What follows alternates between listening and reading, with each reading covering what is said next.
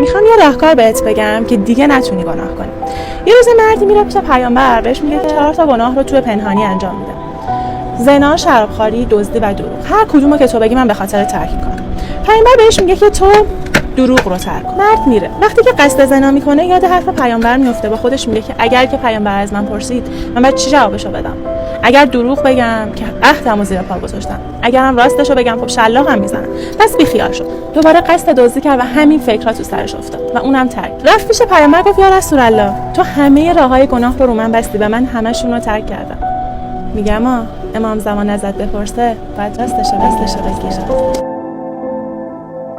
آره تو هم اونجا بودی و قشنگ مو به مو هم میدونی اون مرد گناهکار به پیغمبر چی گفته و پیغمبر چه جوابی به اون مرد داده. پس این دروغ مصلحتی چیه که باهاش یه عمر دارید مردم فریبی میکنید؟ شما اینستاگرامی که واسهتون حرام اعلام شده نه یا راستگویی پیشکشتون.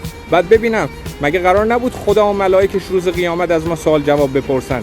امام زمان دیگه از کجا اومده؟ فکرشو بکن، یه عمر بری ته چا قایم شی تا یه روزی بیای از ما سوال بپرسی ما هم راستشو بهت بگیم. بیلاخ تو اگه امام بودی از همه چی آگاه بودی و نیازی به دروغ و راست ما نداشتی. بعدش هم اگه راست میگی مثل آدم کنار مردمت زندگی میکردی، راه درست و غلط رو بهشون نشون میدادی تا اشتباه نکنن. دیگه این قایم باشک بازیه واسه چیه؟ خودت اسکل کردی یا ما رو آخوند فرض کردی؟ خوب شد امام زمان و این چرت و پرتا رو واسهتون ساختن که از ترس بهشت و جهنم هم که شده یک کمی مثل انسان زندگی کنین، وگرنه شما انقدر ذات خرابین که همه ما رو درسته قورت میدادین. هرچند همین الانش هم پشت دوربیناتون خیلی چیزا رو درسته قورت میدین. حالا یه سوال، اگه امام زمانتون بیاد و از باجن آقاتون بپرسه شما کونی هستید یا نه، به نظرتون باجن آقا راستشو میگن؟ یا اگر بیاد از خامنه‌ای بی‌ناموس بپرسه که تا حالا شده انسانی رو بیگناه بکشی، چه جوابی داره که بده؟ من جان ناقابلی دارم. اتفاقا ما هرچی دروغ از شما خشک مذهبی‌ها با گوش شنیدیم و با چشم دیدیم.